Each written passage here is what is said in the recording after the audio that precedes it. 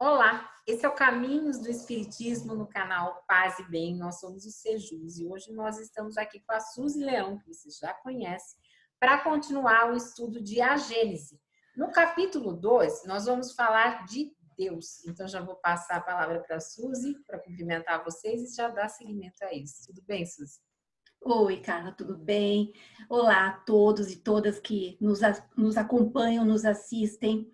É sempre uma alegria, é sempre um prazer estar aqui com vocês.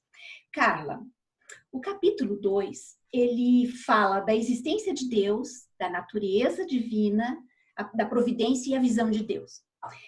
Eu vou tentar fazer um resumo desse capítulo, porque ele não é um capítulo pequeno, ele é um capítulo longo, mas é porque ele é muito detalhado, assim, cada tópico, ele vai sendo explicado. Não há necessidade, a gente pode partir para um resumo que eu acho que as pessoas vão conseguir, os nossos acompanhantes, nossos companheiros e companheiras vão conseguir entender muito bem.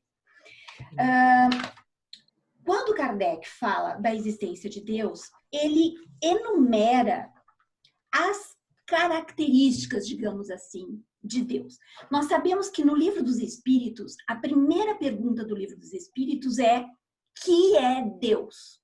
Naquela pergunta, ele resume, os espíritos que o respondem resumem numa única frase: Deus é a inteligência suprema, causa de todas as coisas. Então, aí aqui na Gênese ele aprofunda e ele vai para as características de Deus. O que a gente pode colocar como, digamos assim, um resumo desse detalhamento? Ele diz: Deus é a inteligência suprema, soberano, único, eterno, imutável, imaterial, onipotente, soberanamente bom e justo, infinito em todas as perfeições e não pode ser diverso disso. Então, em cada explicação de cada uma dessas qualidades, ele vai aprofundando e jogando perguntas para o leitor. Por exemplo, se Deus é soberanamente bom e justo, então como determinadas coisas podem não ser, digamos assim? Aí nós precisamos entender uma pequena diferença do que é Deus e do que é criação do homem. Por exemplo, a gente está vivendo, Carla, um momento, e agora eu vou colocar então essa discussão bem no plano do real aqui, no aqui e agora. Estamos vivendo um momento planetário de imensa dificuldade, de imensa tristeza, de imenso massacre, genocídios, destruição ambiental. Aí, o que nós vamos puxar a linha? Nós vamos dizer, se Deus é soberanamente bom e justo, isso que está acontecendo está certo? Mas nós precisamos entender que todas essas coisas, todos esses desdobramentos sociais, ambientais, são frutos da nossa experiência humana, da nossa mão humana. Então, é muito mais fácil, claro, nós colocarmos isso na conta de Deus e vamos dizer, não, se Deus é justo, tá tudo certo, né? O mal que está imperando, a injustiça que está imperando, vamos botar na conta de Deus.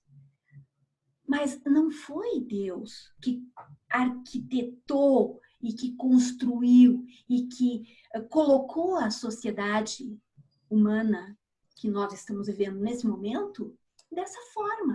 Fomos nós, né?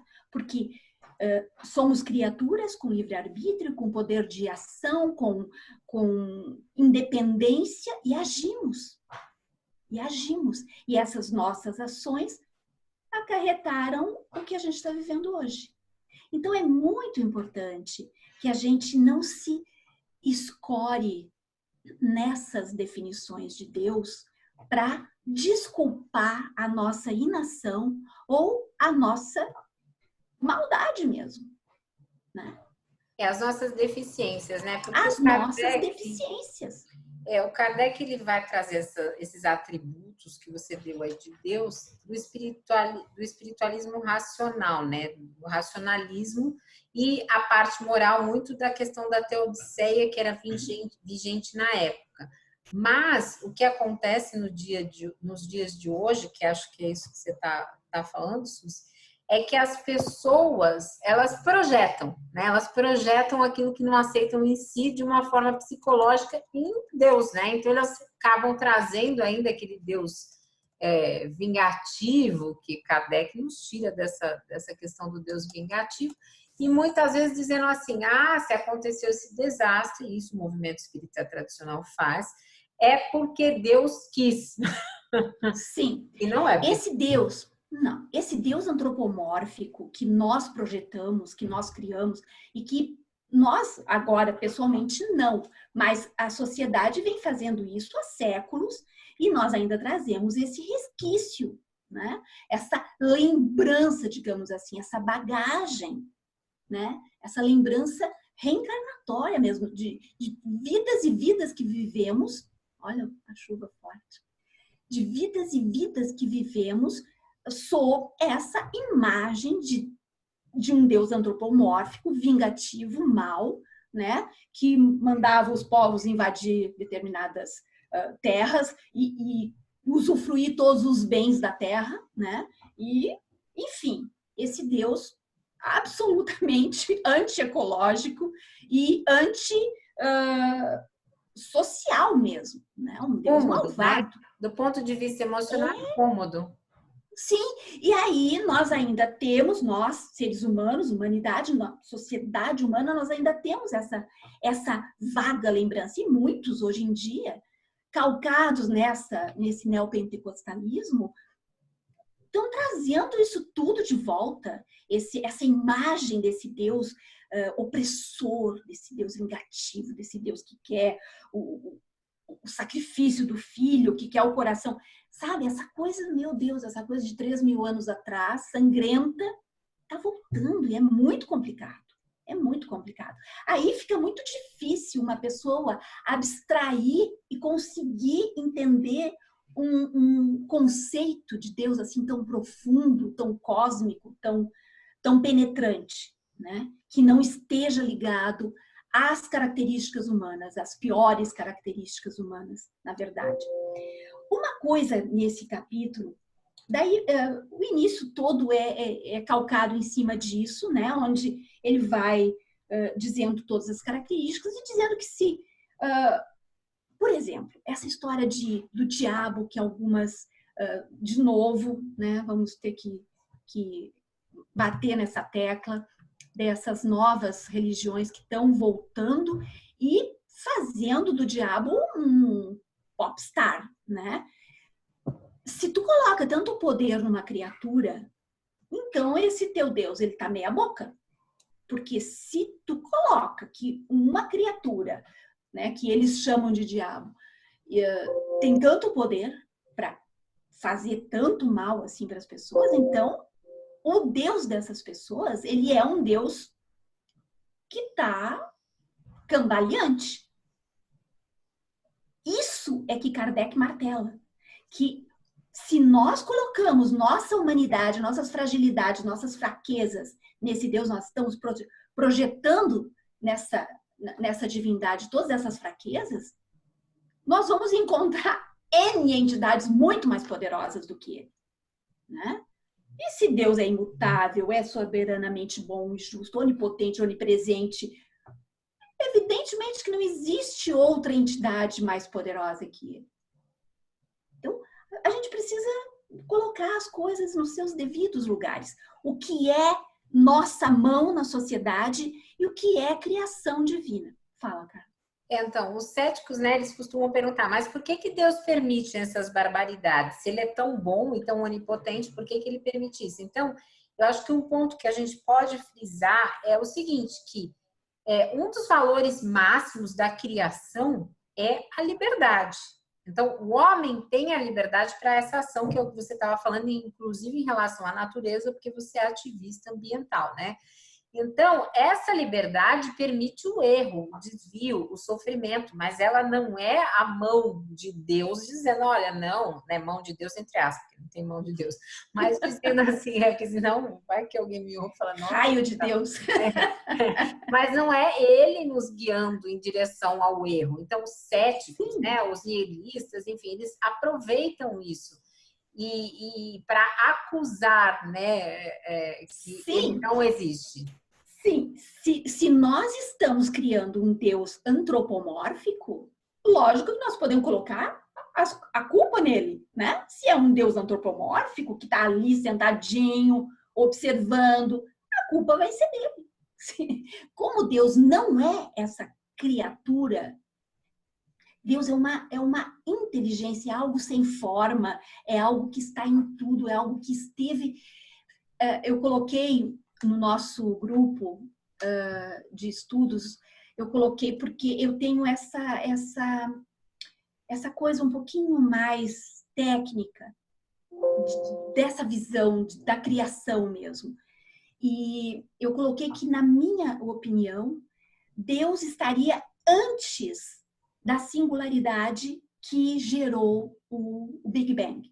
E um dos nossos companheiros, eu acho que deve ser professor, ele não se identificou, ele usa um nomezinho, um pseudônimo ali. Ele disse que, provavelmente até ele seja um professor de física ou algo parecido, ele disse que sim, ele até usou um termo curioso, ele disse que Deus poderia ser o reitor da singularidade, ou seja, aquela força que impulsionou a singularidade e houve daí o Big Bang. Então, é algo muito maior do que a gente pode conceber, muito maior. Quando eu digo que Deus tem mais coisas para se preocupar, eu brinco com isso, do que ficar se preocupando com as nossas picuinhas humanas, porque as nossas picuinhas humanas somos nós que fazemos e seremos nós que temos que consertar. Né? Nós é que temos que consertar essa sociedade doente.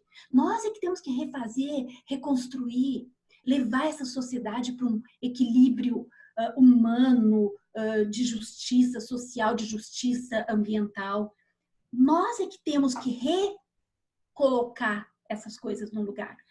A energia que é Deus, essa energia que nos permeia, eu vou até usar um termo assim, que as pessoas podem até achar, mas não é da alçada de Deus ficar botando o dedo nas nossas intimidades humanas. Deus é muito maior que isso. Deus é cósmico. Deus é cósmico. Olha o tamanho desse universo. Também tem uma coisa, Carla, que é o nosso egocentrismo, heliocentrismo, aquela coisa de que nós pensamos que o planeta Terra é a cereja do bolo do universo e acabou. Né? A gente não se dá conta de quão pequenos nós somos. Quantos mundos e quantos locais e quantos ambientes, quantas dimensões devem existir. E quantos estágios acima de nós, quantos estágios abaixo de nós. Então, a gente tem que se colocar no devido lugar, com humildade. Nós realmente temos muito que fazer e muito que aprender. E deixar de culpar e de buscar amparo e de usar Deus como muleta. É importante isso que você falou, porque sob a ótica da eternidade, toda tragédia se desfaz. Então, aquilo que aparentemente é uma grande tragédia, quando a gente enxerga a reencarnação, o erro, ele é muito pequeno, ainda Sim. que ele seja num período grande. Claro que você falar isso para uma pessoa que é nihilista, ela fica brava, fala, olha, o erro de tudo isso que a gente está vivendo vai se diluir na história. Mas a verdade é que ela vai. Para quem é reencarnacionista, ela vai. Sim. Não quer dizer que nós estamos endossando o erro nem justificando, porque a gente sabe das escolhas humanas que tem por trás, principalmente dessa estrutura política que nós estamos vivendo, ambiental, de toda essa destruição. Não estamos endossando isso. Mas também nós queremos acalmar os corações, né, Suzy? Sim. Sim. Nós precisamos uma busca aí de sentido, de felicidade, Sim. é possível. é impossível, o que nós precisamos passar é que é possível uma reconstrução, e que essa reconstrução, digamos, social, ambiental, emocional, psíquica da sociedade que está realmente precisando. Tá. Essa reconstrução é possível, ela é lenta, mas ela precisa começar. E nós agora precisamos fazer esse movimento de reconstrução, porque logo em seguida, digamos assim, daqui algumas décadas, talvez nós próprios estejamos aqui novamente. E Né? assim, Reencarnados. Só para a gente lembrar, eu aprendi isso lá na Pampédia, Tolstói, ele fez uma busca espiritual intensa com o objetivo, né, vivendo despojadamente, de forma autêntica, num sentido mais do Evangelho de Jesus, para se encontrar num período de crise, de extrema crise. E aí ele foi lutar por uma sociedade mais justa, dedicando-se aos camponeses, né? Se aconchegou em Deus e pacificou. Então, mesmo essa luta nossa, né, a luta da parte progressista, é um caminho que também nos leva a Deus. De espiritualização, claro que sim. A teologia da libertação, o que é a teologia da libertação? Se não um encontro daqueles que buscam Deus, digamos assim, com o povo sofredor. E aí eles se espiritualizam e levam espiritualização. Nós, espíritas progressistas, estamos nesse mesmo caminho. Nós estamos nos espiritualizando, levando espiritualização e falando de coisas que aparentemente eram tabus, né, na espiritualidade. Mas não são tabus, porque a sociedade, ela não pode ser encarada. As coisas sociais, a injustiça social, não podem ser encaradas como tabus. É a nossa vida, né? É a nossa vida encarnados. É o que movimenta os nossos corpos, né? Olha que bonito aqui, Carla. Tem uma parte no capítulo que fala do fluido cósmico universal. O fluido cósmico universal para nós espíritas é, digamos assim, a essência divina. E aqui eles dizem que através do fluido cósmico universal, que é o fluido cósmico universal é o veículo por onde nós, espíritos encarnados e desencarnados, podemos entrar em contato com Deus. Então, essa ideia de teia, né, que nós que falamos muito da natureza, acabamos usando essa ideia de teia da vida, ela pode ser entendida imaginando e tentando entender o fluido cósmico universal como essa ponte onde nós vamos entrar em contato com essa essência que tudo permeia, que é Deus. Uma outra coisa, eu até peço licença para ler aqui uma frasezinha. Daí se pode igualmente deduzir a solidariedade da matéria e da inteligência, a solidariedade entre si de todos os seres de um mundo e de todos os mundos e, por fim, de todas as criações com o Criador. É o conceito de teia da vida. Todos nós estamos conectados. Todos nós conectados uns com os outros, com a natureza, com os animais, com as plantas, com oxigênio, com tudo. Nós fazemos parte de uma grande teia, onde estamos permeados pelo fluido cósmico universal e onde Deus penetra em toda a sua grandeza, digamos assim, né?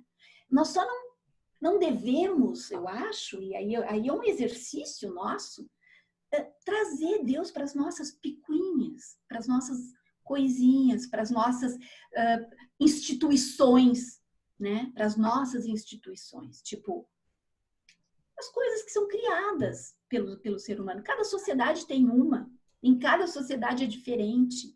Então, entender que nós, seres humanos, temos as nossas criações e essas criações são nossas e erradas, elas precisam ser mudadas por nós, não por Deus, né?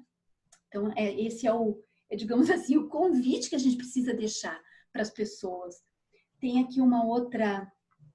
Sobre visão de Deus, eles colocam de uma forma bem interessante, que é o seguinte: nós não temos condições nem de almejar, nem de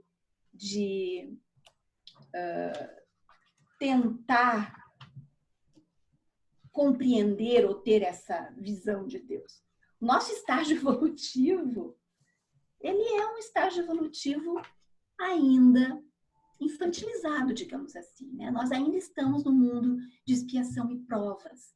Então, o nosso crescimento é um crescimento que ele está acontecendo, sim. A transformação, que alguns chamam de, né, transformação planetária, transição planetária, ela vai acontecer e é um processo. Mas o estágio que a gente está, o estágio evolutivo que nós estamos, todos nós encarnados aqui, uns mais, outros menos, mas na média é ainda um estágio evolutivo que nós não temos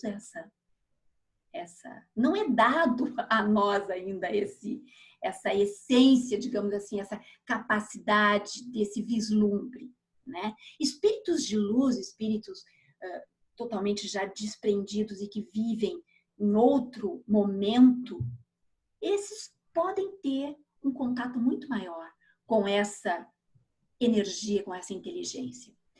Nós precisamos lutar para tirar essa imagem antropomórfica. Se fizermos isso, já teremos dado um passo muito grande, né, no nosso próprio crescimento espiritual. Fala. Fala, cara. Tem uma coisa legal, né, que eu acho que era esse exemplo que você ia citar, não sei. Que uma pessoa que está no fundo de um vale, aí vê uma bruma, não vê o sol. Entretanto, pela luz difusa, ela percebe que está fazendo sol. E se ela vai subir a montanha, à medida que ela for subindo, o nevoeiro vai se tornando mais claro e a luz cada vez mais viva. Então, com isso, ela não vai ver o sol, mas ela está sentindo aquilo. Então, eles falam que isso é como a gente pode, de repente, sentir Deus. E tanto isso faz parte da nossa vida que muitas vezes, quando a gente está numa situação difícil, a gente eleva o pensamento, ou quem acredita faz uma prece, cada um tem a sua maneira de sentir isso, né? Mas a gente pede algum tipo de ajuda, a gente muitas vezes sente no corpo, né? O corpo com certeza, sim. Até porque, Carla, eu sou uma pessoa muito prática, né? Então, nós sabemos que cada um de nós tem o seu companheiro espiritual, aquele seu amigo espiritual. Os católicos chamam de anjo da guarda, nós chamamos de mentor espiritual. Todos nós temos, nós sabemos disso. E como nós estamos unidos pelo fluido cósmico universal, através do fluido cósmico universal, o nosso mentor nos toca. Se nós fazemos algum tipo de movimento sincero, né, de aproximação do nosso mentor, ele nos toca e, através dele, pelo fluido cósmico universal, muitas coisas positivas da espiritualidade maior, porque tudo é uma escala, né? São escalas. E aí a energia positiva, aqueles bons fluidos vão descendo e vão penetrando um a um até chegar na gente aqui, encarnados, né? Então, é a forma que nós conseguimos sentir Deus, através desses contatos, né?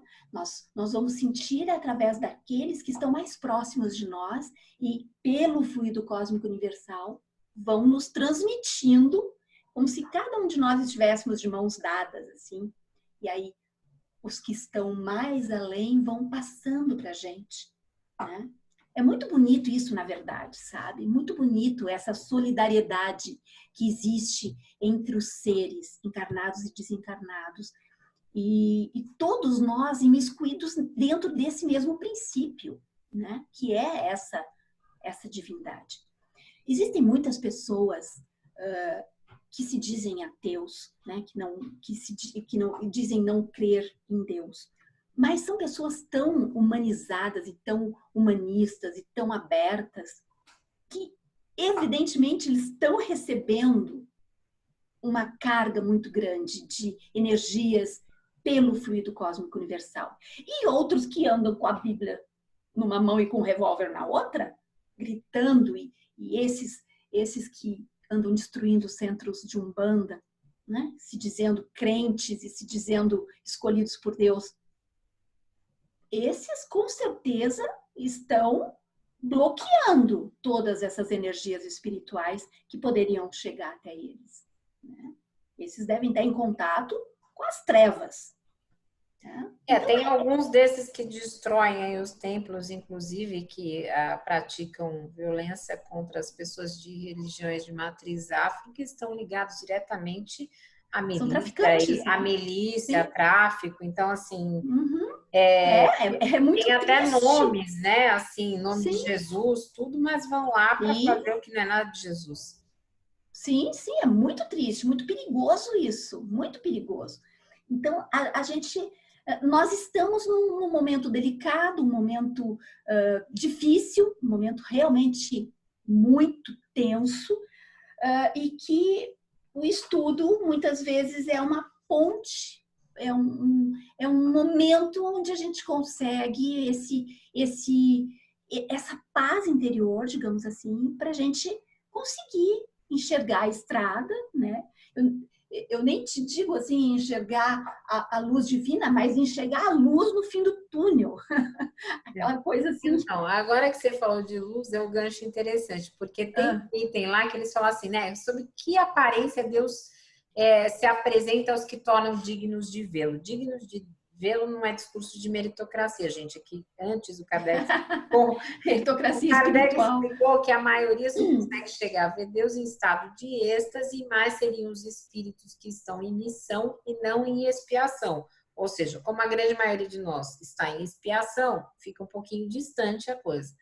Mas aí ele faz essa pergunta, né? E que forma é essa? Eles falam, olha, é um foco resplandecente de luz.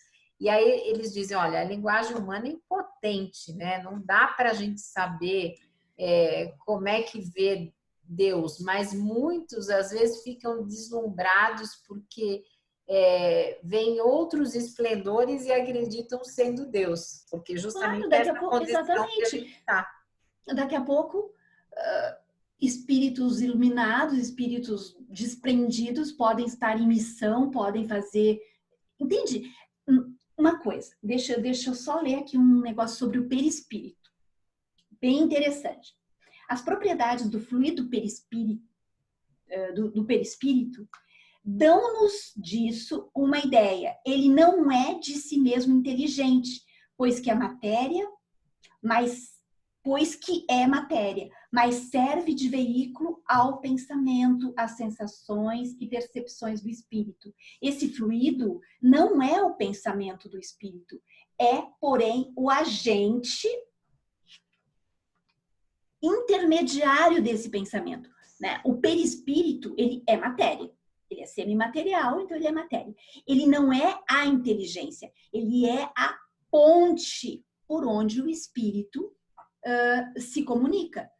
Então, existem muitas outras formas de que essa energia, essa inteligência, essa causa primeira, que nós chamamos Deus, pode utilizar para nos tocar, digamos assim, né?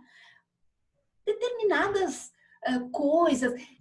Olha, Carla, eu já comentei aqui, quando nós estamos assistindo um pôr do sol, se nós estamos equilibrados espiritualmente, se nós estamos completamente desprendidos espiritualmente, essa coisa toda da natureza nos atinge de uma forma tão grande, e aí a gente entende por que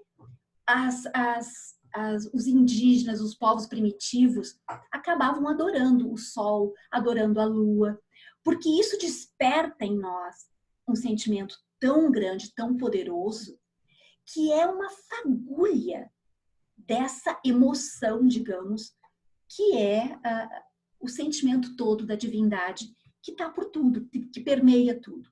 Então, a gente consegue entender por que os nossos ancestrais se quedavam e acabavam, né, tendo o Deus Sol, né, a Lua como divindade. Então, mas esse aspecto imanente de Deus é justamente porque ele habita em presença. E quando nós conseguimos ter a percepção dessa presença, ela é a maior fonte de felicidade possível que a gente pode conceber no mundo. Sim. Né? Porque a Sim. gente consegue sair de todo o resto e percebe Deus habitando em presença em todas as coisas, né? Então, Exatamente. é isso que E é muito importante que a gente perceba que cada um de nós vai ter uma percepção diferente. Cada um de nós vai ter um tempo diferente. Cada um de nós vai ser tocado de uma forma diferente, né? Num momento diferente. Alguns que ainda não são tocados, logo ali adiante, podem sentir de alguma forma, de uma forma diferente, porque os nossos tempos, o nosso tempo de caminhada, de crescimento, ele é totalmente diferente um do outro. Nós somos pessoas diferentes, estamos em ritmos diferentes, estamos em histórias diferentes, né? Isso que é bonito. E o bonito da gente trocar essas experiências nos enriquece, não sei, nos impulsiona de uma forma bacana, de uma forma solidária. Aí é o treinamento da solidariedade, da fraternidade. Nós conseguirmos comungar de alguma forma, mesmo sendo diferentes, né? Isso é lindo. Você sabe que você me lembrou que com esse Deus na natureza que você estava falando, você me lembrou o seguinte: Camille Flammarion, ele escreveu um livro, acho que Deus na Natureza. Eu não li, mas eu sei que existe esse livro. E a ciência moderna, se a gente for pensar, por exemplo, em Kepler, Giordano Bruno, Galileu Galileu, eles acabavam se embevecendo ao contemplar o cosmos, perceber nas leis que eles descobriam e na beleza que eles avistavam a presença desse Deus cósmico que você fala. Sim. Sabe uma das coisas que mais me... Eu não sei como é que está o nosso tempo, mas eu acho que nós estamos... Acho que a gente já está estourando, mas eu esqueci de marcar também. Eu já vou encerrar porque praticamente nós conseguimos concluir tudo. Legal. Só vou colocar compartilhar uma experiência. Uma vez eu consegui ver, através de um binóculo comum, eu consegui ver o planeta Saturno, através de um binóculo. E numa posição completamente maluca, assim, estava toda torta, mas consegui focar. Era um momento, era um período do ano que ele estava bastante visível e tal. E eu consegui ver as voltinhas dos anéis. Sabe que eu chorei de emoção. Aquilo para mim foi tão grandioso. Foi tão grandioso, foi tão lindo aquilo, foi tão lindo que daí eu consigo entender como determinadas pessoas acabam tipo entrando em êxtases mesmo, né, religiosos e tal. Aquilo para mim foi um dos grandes contatos que eu tive com a divindade, sabe? De tu conseguir, se um dia tu tiver a oportunidade existem telescópios muito, isso já foi há muitos anos atrás, faz mais de 20 anos. Então eu não tinha um telescópio e tal, mas foi com um binóculo comum. Então, para tu ver como a gente é tocado de formas diferentes, né? Como a sensibilidade da gente é tocada de maneiras diferentes. E isso tudo nos impulsiona, isso tudo nos faz crescer. Né? Agora você me lembrou que quando eu tinha acho que 10 anos, se eu não estiver falando errado, eu vi o cometa Halley. Olha que lindo! E adorei. E recentemente eu tenho 3 afilhados que são irmãos e eu dei uma luneta para eles, daquelas fixas, Sim. sabe? Aí eles falaram assim, madrinha, para que é isso? Madrinha, porque eu não quis que eu fosse madrinha, mas eu sou da igreja católica. Aí eu falei assim, ué, para vocês olharem o céu e tirarem o olho do celular, ainda completei. E eles adoraram. É muito lindo, é muito lindo, é muito lindo. Existe uma pesquisa, agora estou encerrando, que diz que nas grandes cidades as pessoas não olham mais para o céu.